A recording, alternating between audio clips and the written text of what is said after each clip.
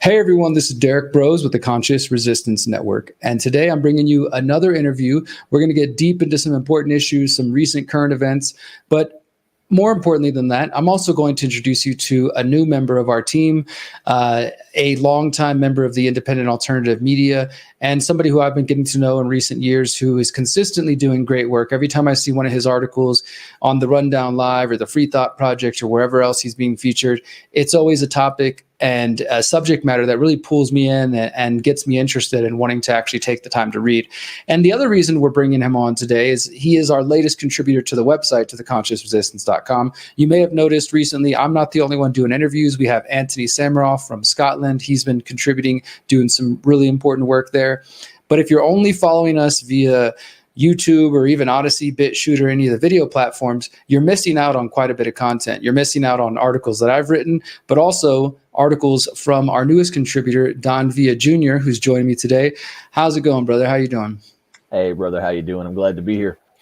Yeah, thank you for having me on. So as I was saying, you've joined the network recently and you've been contributing some great work. We're going to get into all of that. But I do want to give you a moment before we do that to just share a little bit of your background, your journey, your activism, independent media, whatever you want to share, and how long you've been doing this and what got you into writing and where people can also find your work besides the work you're doing for the Conscious Resistance. Right. Yeah. So currently I'm the editor for the Free Thought Project. I've been writing for them for a couple of years now. And I'm also the co-host of the Rundown Live with Kristan T. Harris, where we're broadcast on KGRA Digital Broadcasting, as well as a host of other platforms that feature our show. As far as my background is concerned, I've been involved in just researching this sort of subject matter and essentially reporting on it, so to speak, I guess you could say, for about 10 years now. I just sort of started making posts on Facebook one day about, hey, this is sort of stuff that we need to pay attention to regarding to, 9/11 truth or chemtrails or just government corruption in general. Hey, these guys in Congress on both sides really aren't doing anything to help the common folk. And, we're all stuck in this sort of fake left-right paradigm, as it were. But I've always been interested in a lot of these different subjects. My purview of things that I'm interested in and subsequently cover is quite vast. For the most part, on the Rundown Live, we cover things like technology, conspiracy, New World Order, things of that nature. But we also dive into somewhat of the paranormal side of things. We talk about UFOs, UAPs, giant human skeletons, because that's something Kristan has been very involved in. He's, very informed on that subject, and we have a whole episode covering that as well. For some people who think that might be like woo-woo or out there, there's a plethora of documentation from Wisconsin specifically, where he's from, that he's done coverage on. I've done some paranormal investigations here in Virginia. It's where I'm from, in Central Virginia. So it's just my whole span of things that I've been interested in has been the case since I was a kid. Basically, I've always just been a very curious person and wanted to know how the world works. And so I got my wake up moment, I guess you could say, much like many other people looking into the whole 9/11 thing. Originally, I was like, yeah, this whole 9/11 truth stuff, it looks sort of, plausible, but, it's, probably really far out there. And originally I started looking into the whole 9/11 truth movement as a process to attempt to debunk it. And like many of us, lo and behold, as I continued to look at the evidence, I was like, oh, wow, this is, this, we've actually been lied to. Our government really did murder 3,000 people. Holy crap. And so that was sort of my aha moments to get into the whole government corruption and abuse and excessive control side of things that eventually began my journey through political philosophy, from leaning somewhat conservative to being then going into libertarian sort of ideology, and now just being an outright voluntarist, such as yourself and many other people, just ardently opposed to the abuses of the state in every capacity. But yeah, so that's sort of my background. I started with the Free Thought Project a couple years ago. I actually began doing that because I was friends with your colleague John Vibes. I was friends with him in like 2018, and around 2019, 2020, I was just talking to him and I was like, hey, do you think Matt and Jason might, be willing to check out some of my work? You've known me for a while. What do you think? And he's like, yeah, go for it. So John was the one who encouraged me to contact Matt and Jason, and then we're off to the races. Awesome, brother. Well, thank you for sharing that. And I'll just mention a couple of things there. Definitely your journey is probably familiar to many of the listeners here. First off, in terms of 9/11 having been a very pivotal point in your awakening, I think I count myself among those. I was 17 when I remember watching 9/11 happen. I didn't wake up right away, of course, but with time, looking back, within a decade, for sure, I was just like, well, okay, something's not right. And then also equally, like you're saying, touching on some of the more esoteric or things that can be labeled woo-woo. Those are things that have always been of interest to me. I've got lots of books on some of that stuff back there on my shelves on Hollow Earth and giants and other things that I think are, not to say every rabbit hole is worth exploring, right? Obviously, you dip your toe in and maybe you find out there's nothing there worth proceeding. But a lot of times, even on the subjects that folks in the independent and alternative media might be afraid of, there's reason to keep going and to dive further down those rabbit holes. So I definitely can resonate with that, and I appreciate you sharing that. So you've been contributing at the Free Thought Project. You're an editor there now. You've been contributing over at Rundown Live with Kriston Harris, who we've interviewed on this channel over the years. And Kriston's a old good friend who's been fighting the fight for a long time. And so we got connected more recently. I mean, we've known each other, I think, or known about each other for a good while, but we just started connecting more recently. And as I mentioned earlier, I love the work you do. So I wanted to get you to come on board and to join the team. And so let me just go ahead and just show everybody this. If you haven't seen before, you can go to theconsciousresistance.com. You can go ahead and click on our content page here. There's multiple ways to navigate this. Let me show you one other one. You can go to About. You can look at our team, and then it'll show you our whole team and different people who contribute. But of course, you jump on the homepage, you're going to start to see some of these articles that have been written by Don. You can click on his. I'll link this, of course, all in the show notes. You can click on his articles, and it will lead you to his article page that has some of his links and some of his background, shows you where to follow him on Telegram and Twitter. And in the last month, I guess April is when we started. So last month or so here, he's already been contributing a lot of great content, and we don't even have everything that you write. So I encourage you to follow him in general because you're going to make sure you get all the latest. But today I chose, out of the 6 or 7 we have on the website, I chose a few here we're going to go over. The first one, Conspiracy Theory No More. Tennessee Senate passes bill banning quote unquote chemtrails. Here's the truth behind geoengineering. And then this week you also had Project Kona Blue, legitimate disclosure or limited hangout. So of course that'll deal with UFOs or UAPs. We'll get into that in a moment. And in this one, which I think is extremely timely and relevant with things that are going on in the US in terms of the university protests. This one's titled, Are Pro-Palestine Campus Protests Being Funded by George Soros? A Closer Look. And I'm really excited for us to get into that because I think there's more nuance, as is the case in most of these topics. There's more nuance than sometimes the internet acts like, and it's important for us to dissect that. But let's go ahead and start with the first one here, the Tennessee Senate. This is, of course, reported about a month ago, so we have some updates since then. But I'll let you go ahead and introduce this story here, and then I'll have a few questions for you. For those who've listened, of course, to the channel a long time, you're probably familiar with the term chemtrails or geoengineering. But why don't we start there as you get into the story of the bill? For those who might not be aware, just your own breakdown of what geoengineering is and what this whole bill is about.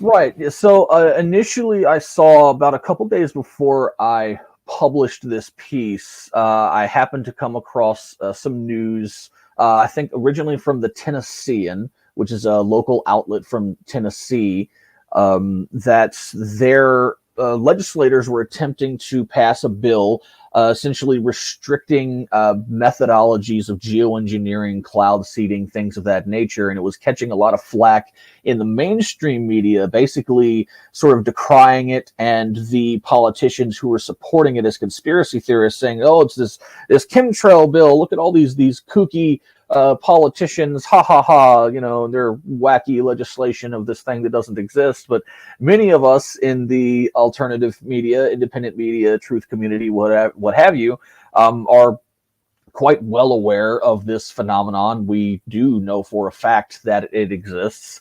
And I sort of took the opportunity with this article specifically to basically do a really in-depth deep dive into some of the history of geoengineering and just providing some of the tangible facts and evidence, the irrefutable pieces of information that people can point to refute a lot of the mainstream talking points. Oh, this is just a big conspiracy theory. Oh, this stuff doesn't exist, when in fact there is plenty of valid evidence to refute that and say, no, it does exist. It's been going on for a long time, regardless of however the mainstream media and the corporate parasitic ruling class of oligarchical politician wants to try to say that it doesn't. There's plenty of evidence to show that it does. So originally, or in the beginning of the article, I just go into explaining that the bill has passed through the Tennessee state legislature that aims to target the controversial subject of chemtrails, and more specifically the concept of geoengineering, and why they were doing this. I went into explaining the bill's called SB 2691 / HB 2063. It was originally sponsored by Representative Monty Fitz, Republican from Kingston, Tennessee, as well as Senator Steve Sutherland from Morristown. Also, I go into explaining their reasons for doing so. Essentially, the bill says it is documented the federal government or other entities acting on the federal government's behalf or at the federal government's request may conduct geoengineering experiments by intentionally dispersing chemicals into the atmosphere, and those activities may occur within the state of Tennessee. Going on to emphasize the intentional injection, release, or dispersion by any dispersion by any means of chemicals, chemical compounds, substances, or apparatus within the borders of the state into the atmosphere with the express purpose of affecting temperature, weather, or the intensity of the sunlight is prohibited. That is the intention of the bill, to prohibit those things from occurring. As you mentioned, there has been an update recently. It passed both the Senate and the House of the Tennessee State Legislature. I haven't checked to see if it's been signed into law yet, unless the governor vetoed it. I would assume that's the case, but we haven't checked on that yet. And then the main purpose of this article, as I got into the weeds of it a little bit more, was I had intended many years ago, back in 2018, and for any authors or writers out there, I highly stress, do not throw away any of your drafts, even if you sort of hit a wall and don't do anything with it. I started writing a piece very similar to this in 2018 because I wanted to do or provide essentially what this is, a resource that people can go to conclusively have this documentation to just show people, in the instance you get into an argument, oh, chemtrails aren't real, oh, chemtrails are real, that you can show them this piece and at the very least have something tangible that you can say, look, this is a lot more nuanced than just conspiracy theory or not, and here are the official government or military documents to prove that. So I went into essentially resurrecting the piece I began writing in 2018 to go into the history of geoengineering. And one of the first things I mentioned here in January of 2023 is a piece that you reported on actually initially, was that Mexico became the first nation to openly acknowledge the documented potential hazards of geoengineering and to halt the future experiments pending further investigation. And I would later go into providing numerous documentation from the CIA, from Congress, from the U.S. military, to mainstream media pieces, even from the Los Angeles Times, talking about geoengineering as far back as 1915, to essentially establish this basis of credible evidence for people to use as a resource to say, look, this thing is a lot more real than most people pretend. I love it, man. And there's a lot of good work here. Let me get your thoughts on just this one particular aspect. Do you think that people should avoid using the term chemtrails?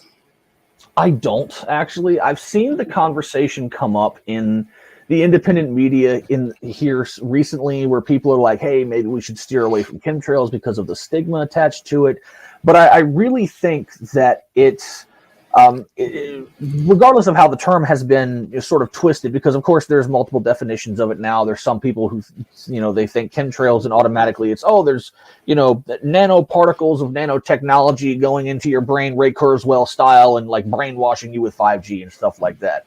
Whereas the basic contemporary usage of the term chemtrails is just a combination of chemical trails. And that's exactly what these are, especially for people who, if you scroll down my article and you see where I start talking about the Vietnam War, I start talking about declassified military documents pertaining to Operation Popeye, Operation Ranch Hand. I bring up a piece from the New York Times published in 1975 by Seymour Hersh, who is a fantastic journalist of our generation, where a CIA operative confirms to Mr. Hersh that they had been conducting cloud seeding geoengineering operations in South Vietnam as early as 1963, just to see if it worked. And they confirmed in that New York Times piece with Mr. Hersh that they indeed did work. So they are, quite frankly, chemical trails of chemicals being dispersed throughout the sky. And so I think it's one, we shouldn't shy away from it, but we should be more specific with our usages of it and really put more of an effort into defining terms so people understand precisely what we are talking about, which is why I do use the term chemtrails, but I'm more likely to use the term chemical trails just because it sort of has that, it makes it distinct to a lot more people. Yeah, I think that's a fair point. And yeah, for me, whatever terms people use, I think what you said there at the end is really important to kind of get clear on your terms. So we have this broader technology under the banner of weather modification. And under that, you have things like cloud seeding.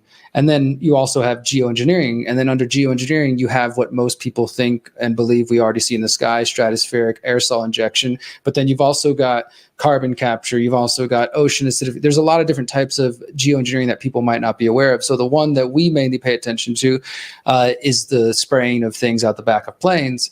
That's under the geoengineering label, but it's important. Yeah, like if you're talking about geoengineering specific, use SRM, solar radiation management, something like that. If you're talking about cloud seeding programs, which are admitted by numerous governments, and even the recent situation with was it in Dubai? And so those things, I think by getting more clear on terms, like you were saying, it makes it easier if you're trying to have a conversation with somebody who is skeptical about all this, right? That's why I tend to shy away from the term chemtrails, although I agree with you, like it literally does define what we're talking about, chemical trails and things like that.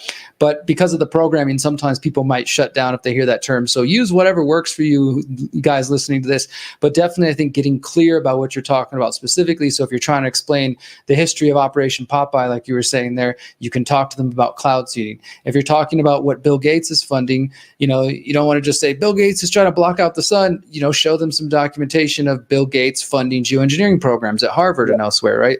Yes, so I think that is a really important point. Go ahead. Yeah, that's even included in the article. I include a couple of pieces from CBS wherein they specifically talk about Bill Gates and some of his projects attempting to, block out the sun. And it's also important for people to realize that, as you mentioned, there are distinctions between the different types of chemtrail programs. So, we mentioned Operation Popeye. That was specifically a weather modification program from the United States Army where they went into South Vietnam and they did cloud seeding, essentially with the goal of extending the monsoon season so that it would rain beyond what is the typical monsoon season of South Vietnam in order to flood the Ho Chi Minh Trail, disrupting the supply lines and troop movements of the Viet Cong and the North Vietnamese Army. And that's precisely what happened. But they also, somewhat simultaneously, even though I think it started a couple years later, but they pretty much ran parallel to one another, was Operation Ranch Hand, which was a chemical and biological warfare program, and somewhat herbicidal warfare is the more specific term, because they were using compounds such as Agent Orange, as well as Agent Purple, Agent Blue, Agent White, Agent Green, some of these lesser-known chemicals, Agent Orange certainly being the worst among them. Produced by Monsanto, which coincidentally, the GMO company that now grows our food and sprays it with carcinogens through their Roundup herbicide. So go figure. But So with Operation Ranch Hand, they were spraying these herbicidal chemicals all over South and North Vietnam with the intention of defoliating the area to deprive the Viet Cong of places to hide, as well as to essentially wage agrological warfare on the Vietnamese population, killing off the crops, making it hard to grow food, and it had catastrophic biological consequences. To this day, there are generations of people, countless people, numbering in the hundreds or perhaps even the thousands, that are born with biological defects, birth defects, ranging from lymphomas to cancers, skin conditions, heart problems, you name it, throughout Vietnam, as well as the soldiers who were involved in spraying this stuff, who got it on them, and their descendants here in the United States are being born with a lot of those defects. Another distinction that can be made is, for example, Operation Large Area Coverage, where these chemicals were not sprayed out of, well, they were sprayed out of planes, but they weren't only sprayed out of planes. And Operation Large Area Coverage, many people might not even know of, it was a mass biological attack simulation that was carried out by the United States Army Chemical Corps from 1957 to 1958 as a part of a broader series of experiments carried out by the Radiological Weapons Program. So essentially what they did is that they flew planes up and down the middle of the United States from the Gulf of Mexico into Canada, and then in certain locations such as Salt Lake City, Utah, and a few other St. Louis, Missouri, and Corpus Christi, Texas, they would go in and they would set up these blowers on the roof of high buildings and spray the stuff off the roofs of buildings and essentially create this film over the sky. It made it very gray and muggy and things of that nature. And essentially what they were doing, it was a mass biological attack simulation, basically see what would happen if, say, the Soviets were to come over here and launch a big attack. So it's basically a lot of that Cold War scaremongering. And they sprayed biological components such as zinc cadmium sulfide, which at the time they knew to be carcinogenic, but they sprayed it on the unsuspecting and unconsenting American population anyway. And to this day, in places like Corpus Christi and St. Louis, many people are born still suffering with the effects of that as well. And when the people asked, hey, what's going on? Why is all this stuff being sprayed in the sky? The Army just lied to them and said, oh, well, we're conducting smoke screen tests in case we get invaded by the Soviets so we can protect you. When, as we know, whenever the government says they're protecting you, watch out. You're probably being poisoned. Yeah, thank you for that history, brother. I before reading your article, I hadn't heard of Operation Large Area Coverage. I'm familiar with most of the rest of the ones you mentioned. So proves that the rabbit hole runs deep and there's always more to learn. Guys, this particular article called Conspiracy Theory No More, as I said, it's published on the website. You can find it on Don's page. I want to also mention, while we're on this topic, if you go over to the Conscious Resistance homepage and you scroll down into our various topics, you'll see weather modification. You can go ahead and click on this category here. And as you see, there's a little explanation behind it. You'll see Don's article we just went over and a lot of the different reports I've done over the years on this topic. So if you want to get caught up and familiarize yourself, including this article, which I wrote all the way back, I think in 2017 was the original one. And I did a video about it, about the history of the U.S. government experimenting with hurricanes, specifically controlling hurricanes. And this actually comes from an article I wrote for the Anti-Media. It's no longer available, but I did find the archived version. It's called, Yes, the U.S. Government Has Experimented with Controlling Hurricanes. And I wrote this after the 2017 hurricane season when I was based in Houston, and Hurricane Harvey pretty much destroyed the city and flooded a lot of homes. And there was a lot of conspiracy theories at the time about it being an engineered hurricane. And I didn't look at Harvey specifically. I didn't go down that rabbit hole. Instead, I took more of a kind of historical approach. And this one just looks at some of what you covered, Don, but more specific to the hurricanes aspect. And just like you said, I mean, I found records of the U.S. government studying how to influence hurricanes in the 1950s. And then even more recently, in the 2005s, there was something called Project Storm Fury, where you had congressional testimony from Dr. Joseph Golden discussing the potential for hurricane modification after Hurricane Katrina and Rita, they were like, well, since these hurricanes were so bad, we need to start putting money into experimenting with hurricanes, when there's actually this huge history going back, almost 100 years of the U.S. government and other agencies experimenting with how to control hurricanes. So it's not just, the weather that we think of when it comes to rain and things like that, but they've been experimenting and trying to understand how to influence even forces as big as hurricanes. So you can find all that linked at theconsciousresistance.com and under our weather modification page, and of course this article on Don's author page. Unless you have anything else to say on that one, brother, you want to jump to the next one? You down to get into some Kona Blue? Absolutely, man. Okay, so this is one, again, I'm just like, I feel like you read my mind, because one of the days last week I was like seeing Kona Blue going around, and I hadn't been paying as much attention to UFO, UAP stuff, and the last few months I've just been really busy. But I kind of dipped my toe into UFO Twitter, if you will, and saw, I was like, okay, there's a bunch of discussion going on around this. And then I happened to see your article, and I thought it was perfectly timed. But also, I think I would say I tend to agree with the analysis you put together here. But before we get into all that and talking about disclosure, legitimate or limited hangout, as your article says here, give some folks who have not heard at all of what Kona Blue is, what Project Kona Blue is or is supposed to be. Let's talk about that first before we get into the more specific questions about what's going on here. So the interesting thing about Project Kona Blue is that it's really started to blow up in, say, UFO Twitter or just the internet space in general. People started talking about it after Tucker Carlson's appearance on the Joe Rogan podcast, where he brought it up and made a number of claims about it that may or may not necessarily be verifiable if we look at the actual documents. But it really started to blow up then. I find it interesting that that's the case, because the documents, one of the things that Carlson mentioned, he says that they were accidentally leaked, or he believed that they were accidentally leaked, when if you look at the documents, literally on page 1, they say that it was approved, it was unclassified and approved for public release in February of this year, in late February of this year. And then in early March, you saw a number of pieces from, say, Politico and Newsmax and News Nation and, I think NBC or ABC, one of those ran a brief story talking about it. Basically what it is these documents were disclosed from within the U.S. government, essentially showing that in the mid-2000s, around 2008 to, say, 2012, they had this program called Project Kona Blue, which was essentially a UAP recovery program, or that's what it was meant to be, talking about the recovery of off-world craft or technology, attempting to reverse engineer it, things of that nature. And so a lot of people were sort of, going off about it.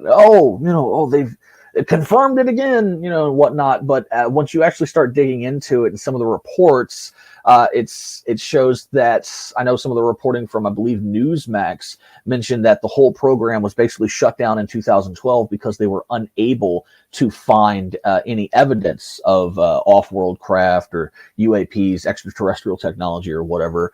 So there was funds earmarked for it from the Department of Defense, but supposedly never spent on the project. Of course, there's the whole issue of the black budget, and so many of our tax dollars that they steal just sort of goes into this abysmal black hole where we really don't know what they're spending our money on. So maybe they spent it, maybe they didn't, maybe they put it on something else. I don't know. But the interesting thing about it, and the reason why I phrased the title the way I do, legitimate disclosure or limited hangout. For those that don't know, limited hangout is a term used in the clandestine services, basically as a form of disinformation. It's a tactic of disinformation where they will put out some true information, just some nuggets of truth, just enough to really hook people in with enough credibility for them to say, aha, there it is. But then they will pad it out and surround it and conflate it with a bunch of legitimate disinformation, misinformation, or some other kind of BS. Basically, a little bit of carrot and a whole lot of stick as a way of deflecting people's attention in the direction of giving them a tiny grain of truth, but a whole lot of BS along with it to basically ensure that they don't see the whole truth. It's a tactic that's been used for a long time, and a great example of that, I guess we could say, we could look to the whole Q phenomenon, which, I've talked about at length, that the whole QAnon thing reeked of limited hangout. It reeked of disinformation. It shares a lot of similarities with, say, I think it was Operation Trust, which was a Soviet program of very similar nature, where basically a lot of the things that Q talked about, like, say, child trafficking, the Epstein network, yes, that's demonstrably provable. But then you get into 50,000 sealed indictments and God, Emperor Trump is going to save the world and all this absolute nonsense to reinforce the fake left versus right paradigm. And it's very clearly a limited hangout psychological operation. And so that's essentially what limited hangouts are.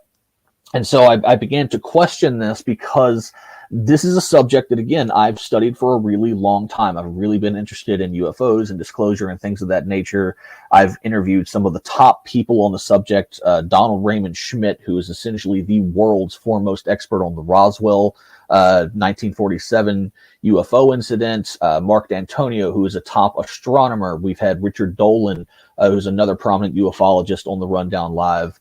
And I've just, in general, studied the subject for many, many years, since I was in middle school, basically. And there's this funny story that I usually tell when the subject comes up, of one time when I got in trouble in school because we were supposed to be doing some work on the computer, and instead of doing what I was supposed to do, I was looking up information about Area 51 and Roswell and things like that. So I've always been interested in the subject, and so when this sort of started to come out and people talked about this, my red flags went off immediately, because I was like, well, hold on. So now they're saying, basically the mainstream media is using the Kona Blue documents to say, well, there aren't any off-world craft. There's no evidence of non-human made technology.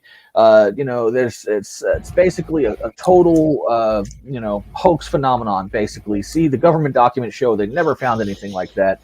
And as I made clear in my article, that assertion absolutely contradicts the reporting of the mainstream media just a few years ago. And of course, even a few years ago, we could say the mainstream media wasn't telling the whole truth. But there's pieces from the New York Times that I've mentioned in the article where they quote former Department of Defense contractors who said verbatim, and this is quoted verbatim from the New York Times, his knowledge of off-world craft that the DoD had in its possession. So on the one hand, you have the mainstream media saying, yes, off-world extraterrestrial craft is real, and the DoD isn't aware of it. And now you have this, this other sort of Orwellian doublespeak saying, no, it's not. The documents say it isn't. So immediately, big red flags went off in my head, and my whole analysis in general of the mainstream disclosure is that essentially what's happening is that this is a form of narrative control. It's getting to the point where people are becoming more interested in the subject. They're becoming more aware of the subject by just their own interest and, looking at some of the people that have been working on this stuff for a long time. And it's, in my opinion, getting to the point where it's almost, you can't put the genie back in the bottle. So the only option left for the ruling class, for the establishment, is to say, okay, let's try to put a cork on this. Let's control the narrative, slow drip, put out a little bit of information, and then use it to fit our agendas. Because of, as I mentioned in the piece, one of the main things that Congress has been utilizing this mainstream talk of disclosure for is the threat of an extraterrestrial presence, and why we must use this now as the convenient excuse to give more money to the military-industrial complex. Let's beef up the space race war with China and put more military technology in space, and all of this nonsensical excuses to use the threat of aliens to beef up the military-industrial complex and America's imperialist warmongering. So I think the whole mainstream disclosure concept, or the fact that you have Congress and New York Times and mainstream media, it's all a form of narrative control, very carefully selecting what they do and don't say. And as a testament to that, I mentioned in the article, I find it interesting that none of these people talk to some of the very individuals I mentioned earlier. Donald Raymond Schmidt, he has a book called Witness to Roswell, the 75th anniversary edition. It is the body of evidence as far as Roswell is concerned. And yet, we don't see or hear any of that ever mentioned in the mainstream media. The mainstream media won't touch Roswell with a 10-foot pole, and I think it's because that's one of the things they can't control. There's simply too much information about it. But yeah, needless to say, the media is not telling us the truth when it comes to this subject. Yeah, I would say at the very least. So a couple of thoughts come to mind. First of all, of course, everybody, again, Don's author page will be linked below, so you can go ahead and just dive into this. There's a lot of good content in here. It leads you to some other threads and some other areas, especially if you hadn't heard of Project Kona Blue yet. So two things come to mind, and these are I'm just curious for your opinions, because these are kind of areas where we might not have so much evidence to rest on, at least concrete evidence just yet. But first, I want to say that, this again is another topic that I've been researching as well. Like I remember, probably like you, like I remember being in elementary and I was the weird kid going to the library and reading books about UFOs and spontaneous human combustion and the Loch Ness monster and all. I started with the very esoteric kind of weird supernatural stuff, and over time started to see like, okay, I feel like there's not much to this particular topic and there might be something here. So for me as a young kid who, like even in junior high, I remember like having one of the old school, like it was already old by that point, but it was the over the shoulder kind of camera literally laying in my backyard, just looking up at the sky, trying to find UFOs. I'd seen a UFO when I was in probably 9th grade, silver disc. And another time when I was a little bit older. So this is a topic that has been important to me. And also at the same time, when I started waking up in 2010, one of the first things I found was Project Bluebeam and Serge Monast and William Cooper. And so that also we can't necessarily prove, for those who don't know. Project Bluebeam's fake alien invasion, alleged plans of NASA. It's a whole big topic that has been either debunked by some people, depending on who you ask, or is perhaps a plan that we're witnessing unfold right now. Maybe that's exactly what we're talking about here. So I've kept that in the back of my mind throughout the years. Like, okay, every time I see hologram technology seems to be working good, voice to skull technology, all the different pieces that they described in the Project Bluebeam narrative. And there's still that piece of me, that young kid that's like, I know there's life out there. I know aliens are real, UFOs. Like there's something going on here besides even, I would say, the military aspect of it. And I say all that to say, I don't trust any of the stuff that's been coming out lately. That I just I believe in all those things, but I just can't get behind what's going on here. So my question to you are, and again, this is more your personal opinion. First one, while we're talking about disclosure, Dr. Stephen Greer and his version of the disclosure movement. Do you trust him? I personally do not trust him. I went to the Contact in the Desert Conference a few times in California, tried to interview him. He was very standoffish, had some bodyguards that they were claiming was to keep him safe and protected, but I wasn't able to get anywhere near him. Had a similar experience with David Wilcock and a few others. But right. What are your thoughts on Stephen Greer and his whole version of the disclosure? So my thoughts on Dr. Greer are quite similar to yours. I originally followed the Disclosure Project quite closely when I first discovered what it was in and around 2018, 2019. I've watched a number of his documentaries. They seemed really good to me. And then as I started to dig into more into his background and who he is as a person, I began to notice some things that made me question his credibility. So much so that now, there have been a number of things that he's been rightly called out for, just outright hoaxing. I can't remember off the top of my head, but if people can dig into it enough and they can find that he's not always been the most honest person. When it comes to some of his events, say like the National Press Club, for example, where he brought forward a bunch of military personnel, former aviation personnel, people who've worked in a number of these fields, I do give them their own, I guess you could say, credibility, or give them their own chance to prove their credibility outside of Stephen Greer. So I don't condemn these people just because they are associated or connected to him. Of course, I do still question it, as one should.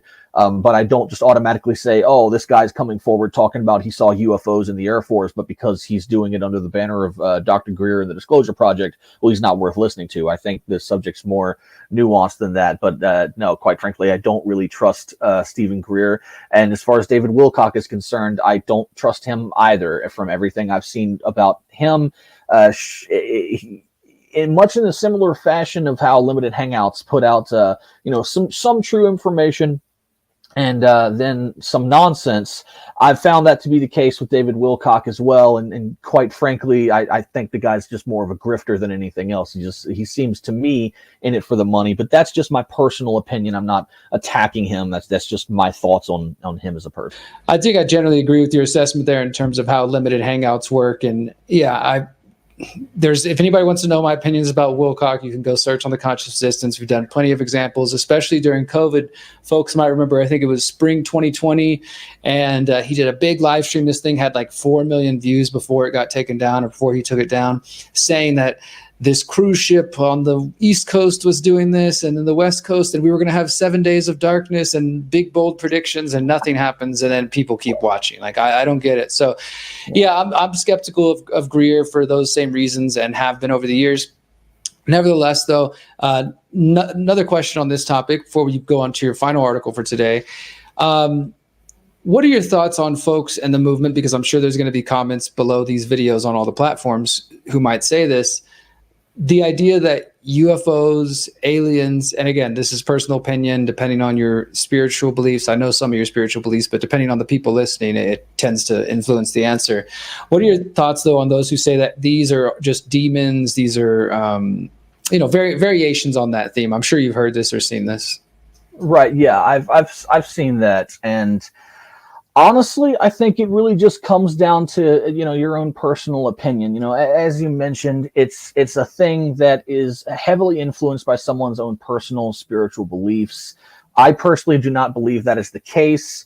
It could potentially be more nuanced or multifaceted than just, aliens or other beings from a star system far, far away. There could be an interdimensional component to it. And if that is the case, there is also, potentially a spiritual component to it, because for anyone who studies sort of spiritual esoteric side of things, as I know you do and many of your followers do, once you start getting into talking about, say, higher consciousness and things of that nature, astral travel, your spiritual self as opposed to your physical self, then there's a bleed over of things in that nature. But just the concept of quote unquote demons in general, like it really gets into the weeds of a greater sort of spiritual conversation, whereas sort of what is and is not actually a demon based on, say, the Christian interpretation of that versus, say, our historical understanding of the etymology of where that word, what it comes from, what it meant to the original culture that used that word.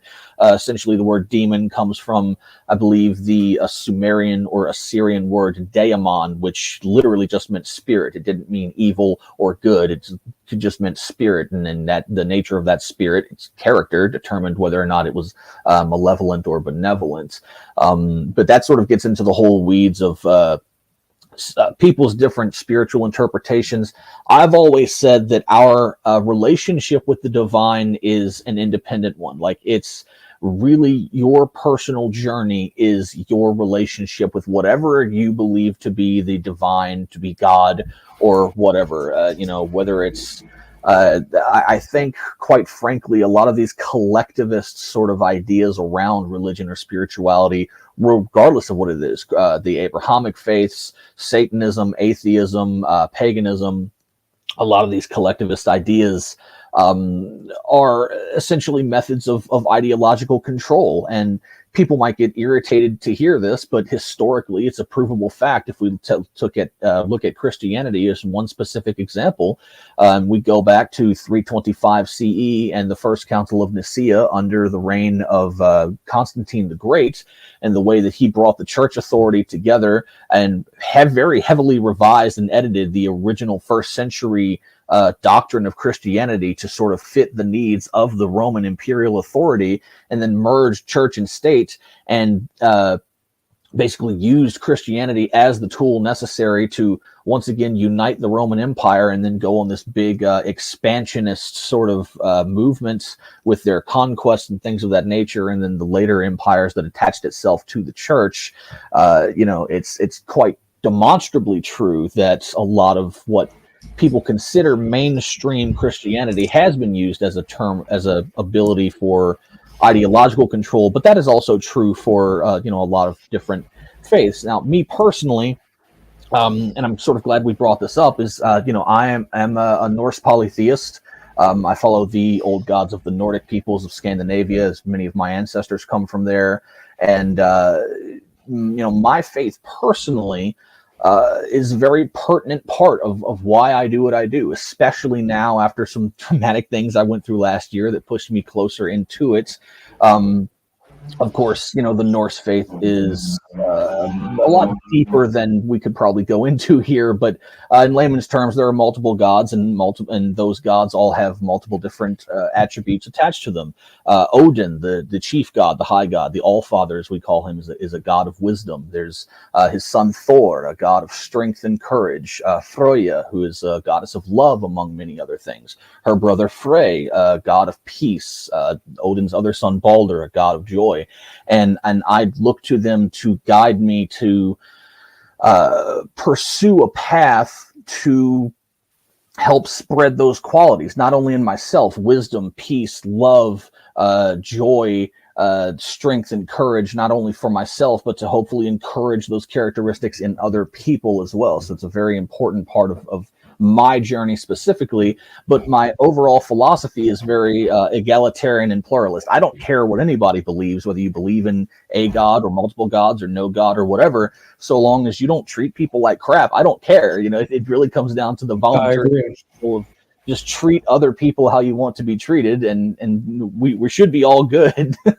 Yeah, and that's pretty much the philosophy of the Conscious Resistance. For those who've followed my work since the beginning or read the Conscious Resistance trilogy, we've explored the intersection of all different spiritual traditions and trying to find the kind of anti-authoritarian root in all of them, which I think is common, particularly in people's ability to interpret the divine and God and creator and connect to that on their own without the need for pastors or priests or, saying specific things that's the only way. And as you mentioned, that was part of the control system.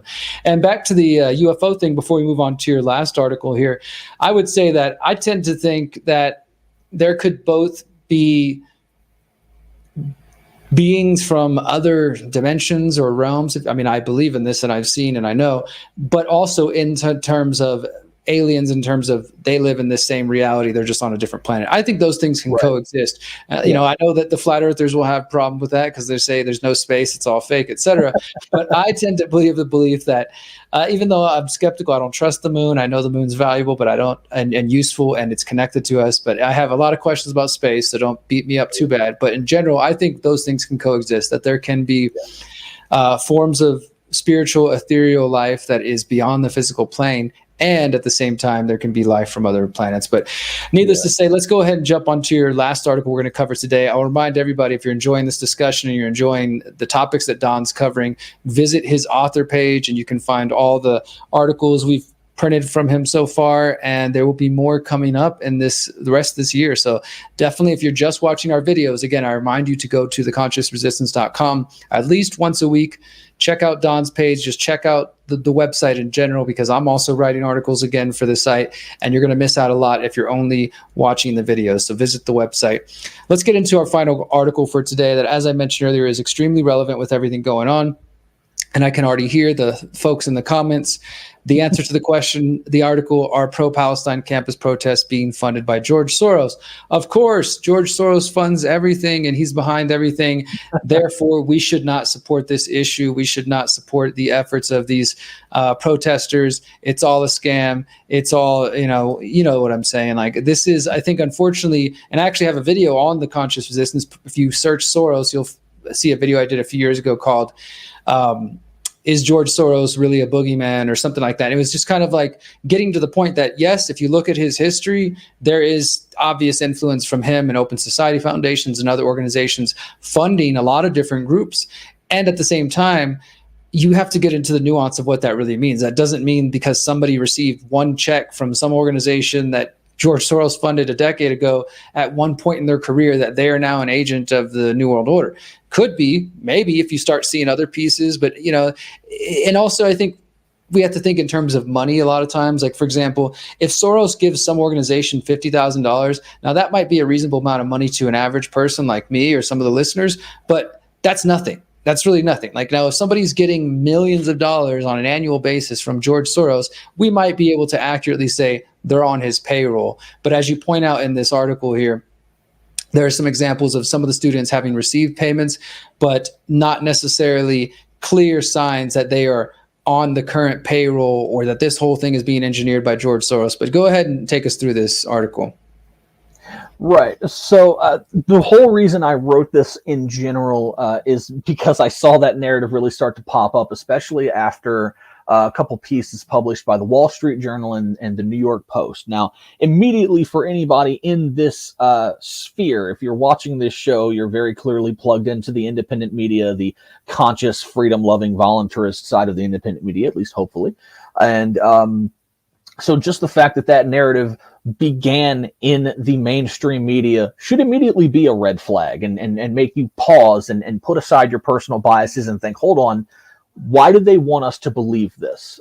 Clearly there's an agenda behind it. And so what I do with this piece is I look into these claims. I look at the New York Post article specifically because that's the one that people really point to and say, oh, look, there it is. That's the proof. Screw all these protesters that are all just, controlled Antifa kids or whatever the talking point is. So I delve into the New York Post article. They specifically point out 3 individuals who have been leading protests at a number of colleges, I believe Columbia and a couple others, and 3 specific organizations that these people have been connected to.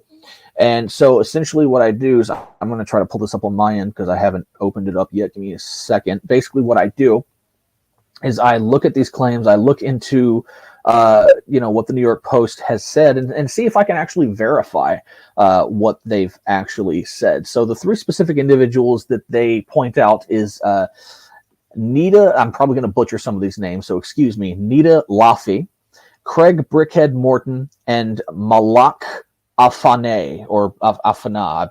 Apologies for not being able to pronounce that correctly because I probably did butcher it. But they look to these 3 specific individuals who are the ones who've been leading some of these protests at some of these universities. And they also look at the fact that they've been closely associated with 3 groups. So Education for Just Peace in the Middle East, which operates publicly under the name U.S. Campaign for Palestinian Rights, or the USPCR, Students for Justice in Palestine, and the Jewish Voice for Peace, which is a Jewish group of people of the Jewish faith and ethnicity who quite simply just oppose what the Israeli government is doing. And so they look at the fact that these 3 organizations, or rather they allege that these 3 organizations received funding from George Soros' Open Society Foundation.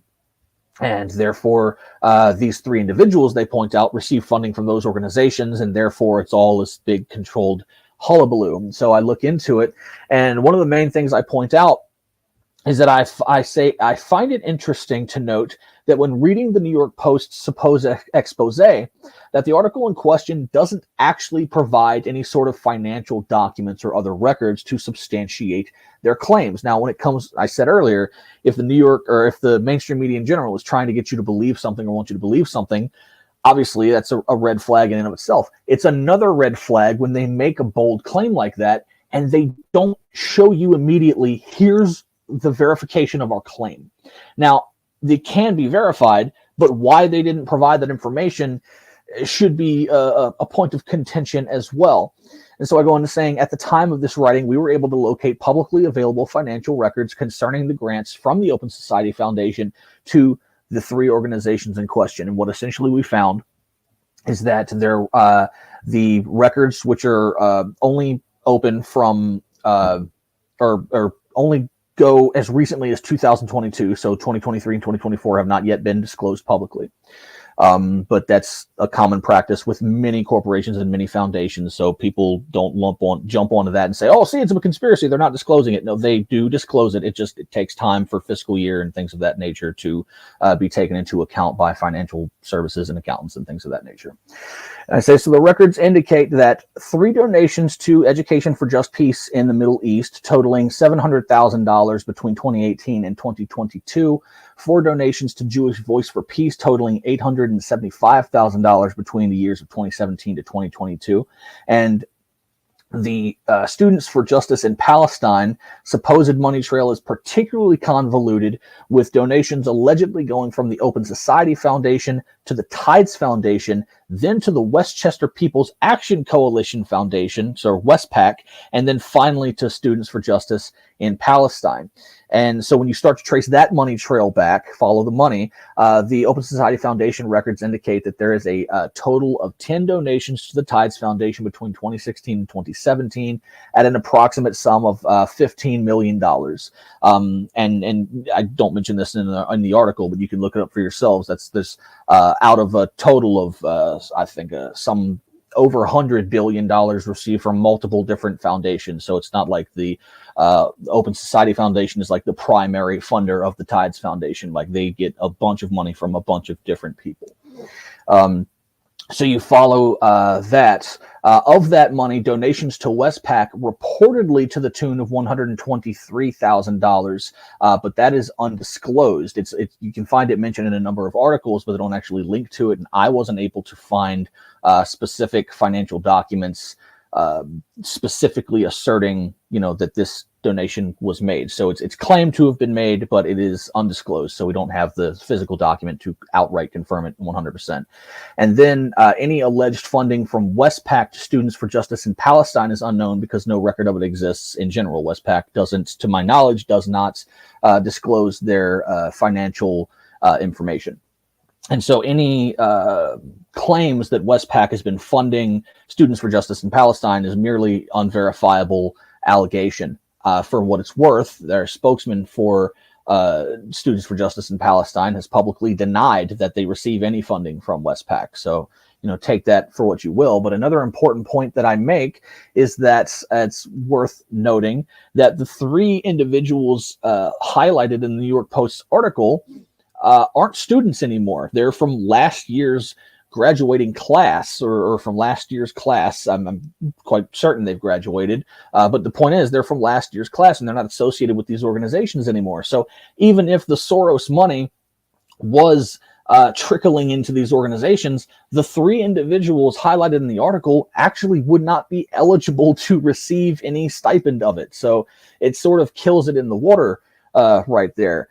I go on to make the point. I say certainly three allegedly dubious individuals who were once tied to an organization that at one point took some money from some other organizations that at one point received funding from the Open Society Foundation does not equate to the assertion that mass droves of protesters numbering in the thousands as being nothing more than paid shills. And I think that's one of the main points that I drive home later in the article, is that there's a lot of nuance to this subject, a lot more nuance to it than some people want to attribute to it, because we live in this world, unfortunately, even now in, say, the conspiracy culture or the truth movement or what have you, where there's so much crazy shit that's happened in the past few years. Some people get somewhat nihilistic, somewhat jaded, and they just fall into this mindset that, everything is a conspiracy. You can't trust anything. Where I point out that, sometimes people just get pissed off and really do, activate to do something about something that they don't like is happening. We saw this with the massive global protests against COVID.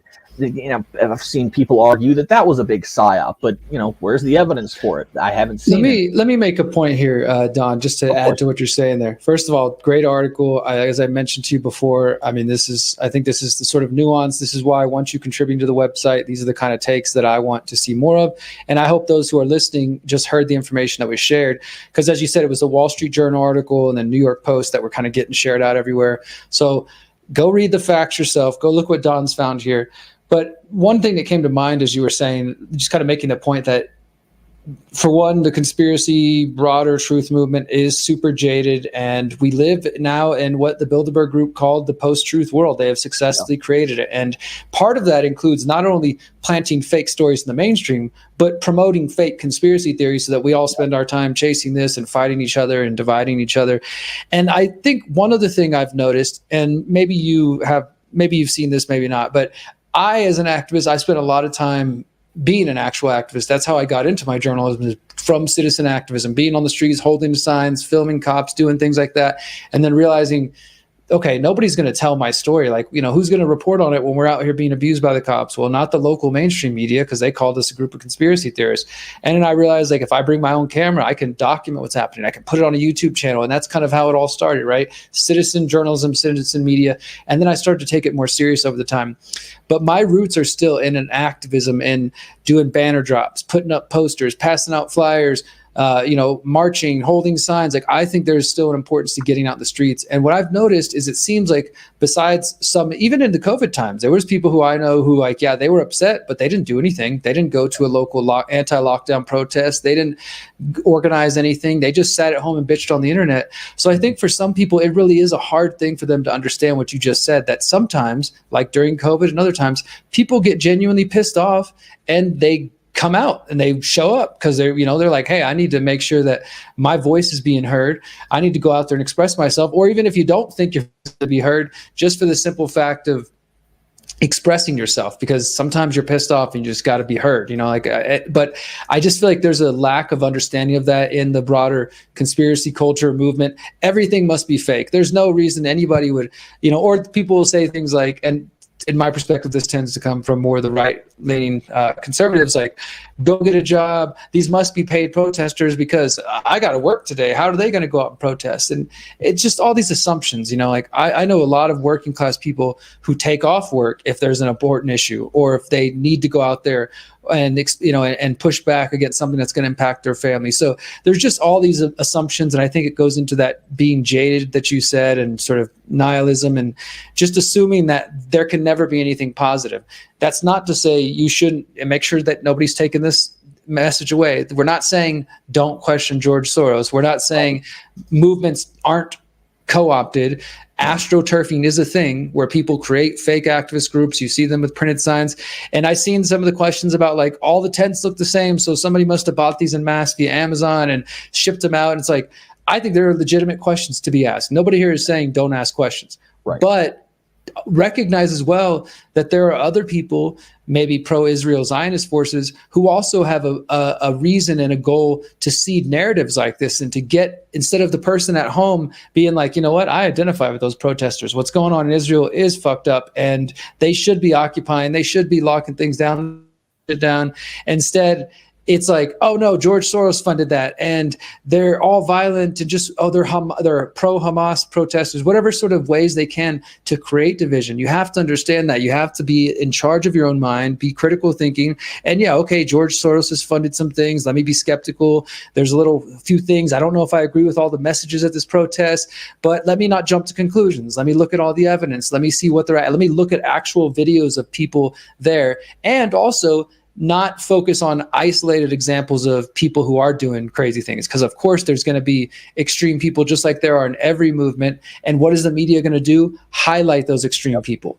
It's going to focus on those extreme people. And I saw this with Standing Rock, with the Occupy movement going back to 2011, and so many other things where potential chances for people to come together and unite around important issues, they get divided, they get disrupted because of this division, and it's being done on purpose. So just hopefully you guys are taking away the message. Any other final thoughts you want to say about this article before we start to wrap up here? Yeah, absolutely. So when it comes to the just the overall conversation about the whole Israel-Palestine thing, one thing that I've noticed, quite unfortunately, is that so much of the public opinion about this is really shaped by tribalism. It's really shaped by the narratives of what political side you're on, or perhaps religious beliefs. When this issue ultimately transcends those things. But as we mentioned earlier, these ideologies have been used as a means of controlling people. The fake left-right paradigm, or the way that religion is used as a tool of control in many aspects, has really locked people into this one side versus another, us versus them sort of false dichotomy that yourself and myself and many others are very much attempting to sort of break through and make people realize that this whole tribalistic thing is a problem for us. It's something that we have to overcome. Now, I've talked about at length that yes, human beings we're tribal animals. Going back to cavemen times and from what we evolved in, or even if you don't believe in the theory of evolution, just looking at the history of humanity in general, we're very tribalistic species, but we're also a critical thinking species. We're a consciously evolving species, so we can look at the nature of our tribalism and adjust our behavior accordingly. Now, some people think that, tribalistic behaviors and tendencies have to be sort of rooted out and eradicated. I personally believe that that's impossible. I think it's an ingrained part of who we are, but I think rather than overcoming the tribalist mindset, we need to transcend it. And rather than being tribal about, oh, that's my political party, or oh, that's my race, or oh, that's my religion, recognize all humanity. We're literally all, we all bleed red. We all breathe oxygen, brother. We're all family. And you recognize the whole of humanity as your tribe, and the whole of the earth as your tribe, the animals and the plants. We all coexist on this giant rock hurling through space. And so it's important, sort of in the microcosm of that, because that was a big macrocosm sort of point that I just made, breaking it down to this specific issue. People really need to put their political and religious biases aside and simply look at the facts. To do that, I actually have a quite lengthy article. It's about 4,000 words that I wrote for the Rundown Live, but it's also available on the freethoughtproject.com. So you can go to either of those websites and just type in the search bar. The title of the article is Why Israel and Palestine Are at War, a Historical Synopsis. And I basically go into breaking down the whole history of how the colony of Israel, because a lot of people call it a state, but if you read my article, you realize it's not a state. It's an illegitimate colony. That might piss some people off, but I implore you, just look at the facts, read the article. I source all of my evidence, outside of the religious and political nonsense. We simply look at the facts of how this conflict came about. I demonstrate the facts of why what is happening is currently happening. And in the other article, the George Soros protest article, I get to the bare bones of that at the end of it, where I make the point, this is about more than Palestine. This is just about the fact of how the war machine operates, how the ruling class uses the war machine and its imperial colonialist expansions to facilitate every other thing that we all hate, left, right, center, whomever. We're all getting screwed by these very powerful, very wealthy people who believe in this imaginary thing called authority, and they pit us against one another to achieve these things. And they use the war machine as the linchpin to do a lot of that. And at the end of the day, if we're serious about critical thinking, if we're serious about objectivity, it should not be hard for decent people to put aside their political BS and their religious BS and look at the fact that what is currently happening is that we have 30,000 plus, at bare minimum, human beings that have been systematically eradicated by a government. And it's simply not okay. It should not be hard for decent people, whatever your belief on the subject to be, to look at it and say, okay, I might support Israel, but the murder of 35,000 people, the mass murder that's going on, and the total obliteration of this open air prison, that's essentially what Gaza is simply not cool. We need to galvanize to make sure that this doesn't happen, because these are human beings. As I mentioned earlier with the macrocosm point, these are our cousins, essentially. We're related to these people. They're human beings. They bleed like we bleed. They breathe like we breathe. And how would you feel if it were your family that this were happening to? Well, ultimately, it is your family. We're all connected. This is all. I know I'm proselytizing and getting into this big, thing about it, but that really is the case. How would you feel if this were happening to your family? And the fact of the matter is, tens of thousands of innocent people, the majority of whom are women and children, by the way, just being systematically wiped out and massacred isn't okay, regardless of who is doing it. And as far as the concept of these protests being co-opted, it's precisely why we all need to be involved to hold the powerful accountable, to make sure that these movements do not get co-opted by agent provocateurs who want to turn into a Soros thing or a whatever thing, and to hold our own people accountable, ourselves accountable, and speak truth to power and oppose these authoritarian systems that thrive off of dividing us against each other and murdering human beings. Couldn't have said it better myself, brother. I appreciate you for saying all that. And again, the article, Are Pro-Palestine Campus Protests Being Funded by George Soros? A Closer Look. You can find that at theconsciousresistance.com. And again, I will link Don's author page directly so you can stay tuned, stay plugged into all of his upcoming work, and check out the other ones that we did not go over.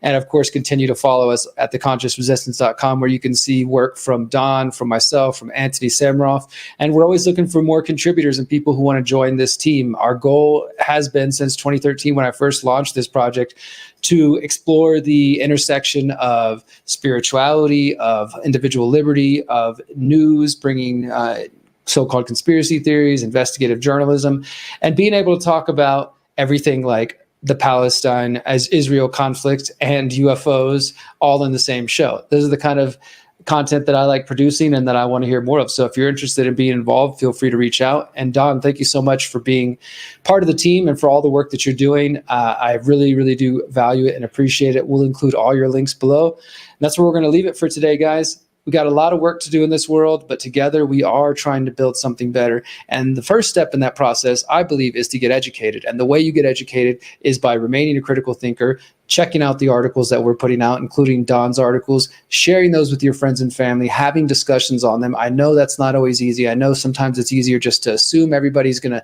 call you crazy and not even make the effort. But if we don't make the effort, then how can we even, what can we say to the coming generations? Did we really try? Did we really put everything we got into it? Or was it too difficult to try to have a conversation, to hand someone a flyer, to send someone a link, or to send someone an email? If we're not making those efforts, we're really not, I don't know what we're doing. I mean, I know for me and I know for you, Don, we're trying to wake people up in the interest of building a better world. But if you're just consuming this content and you're not making that effort in your community and your families, I implore you to do so, because this is not entertainment. This is not conspiratainment. This is not infotainment. This is the real world. And if we don't do something about trying to build a better world, all of the crazy things we've talked about in this show and much, much, much more are going to continue. And we're leaving that for the coming generations. So I invite you all to step up to the plate, to get active in your communities, to learn, to continue to be a critical thinker, and to share and spread that with everybody around you. And until next time, remember, you are powerful, you are beautiful.